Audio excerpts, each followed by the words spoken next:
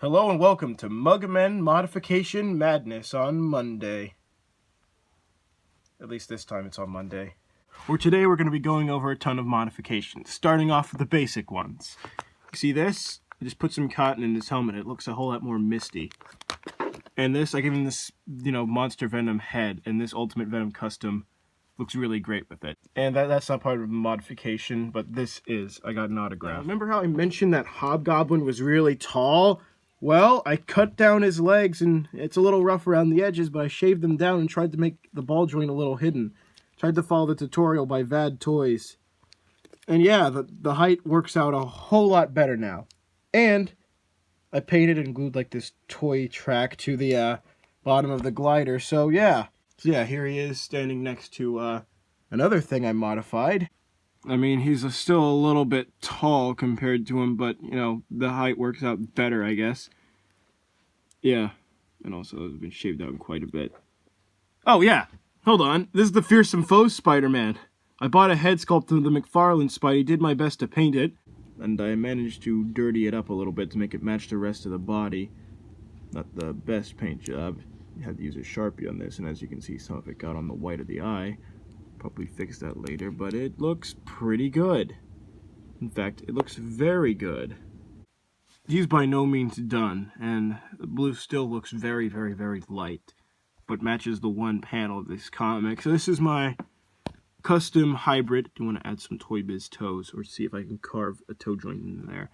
My custom hybrid Hasbro and Toy Biz figure, or as I'm also going to call him, my custom Marcos Martin Spider-Man figure. Word of advice for anyone who tries something like this, do not cut the pegs and try to put the arms on. If I were you, just try to change it down here, like swap the pins and everything. So that'd probably work out a hell of a lot better. I mean, I might actually buy another one of these guys so I can try this again if I can't get these arms to work. Because I put hot glue in them and then they were really tight and now they're falling off again. I'm like, damn, this is not working out too good. But he's a work in progress, and maybe I will have to darken up the blue. But yeah, also got to sand some stuff down because you can still see the logo quite clearly. But this is, my custom Marcos Martin Spider-Man, because it vaguely looks like his artwork with these smaller eyes and this blue. Very much reminds me of when he was chasing Screwball in A Brand New Day. The Amazing Spider-Man issue 559, I believe. Now, for those of you who don't know, I broke the actual blade on this, so I decided to replace it with one of those Hasbro. Oh, no, sorry, one of those Disney effects lightsabers. One of these, to be exact, and aside from that broken LED I still gotta fix. Ain't it pretty? Also, the flash sensor in this one is just ass. It hardly works. But yeah, the lightsaber. Now, who wants to see me swing it around like a madman?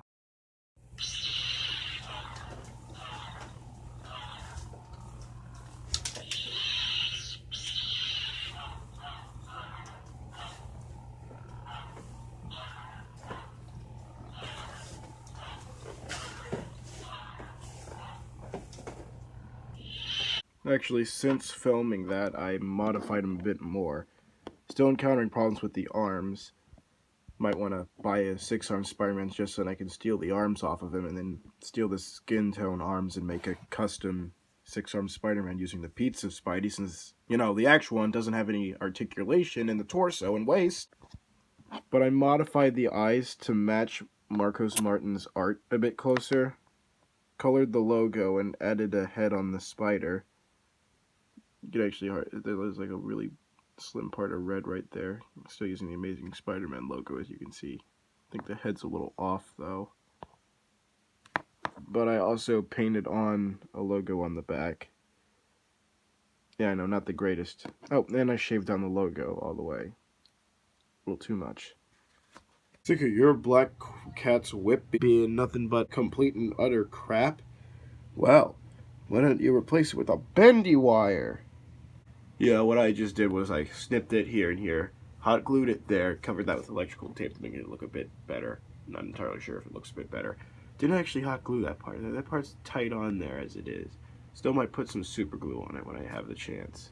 So now you can go whip that Spoderman. Or alternatively, Black Cat there wants to get freaky with that. I'm sorry, it's about high time you stop. We all know she'd never want to hurt her little Spider-Man. That is, unless he's standing in the way of one of her other loves. Diamonds. I hope you all enjoyed this video, and have a good day, everyone.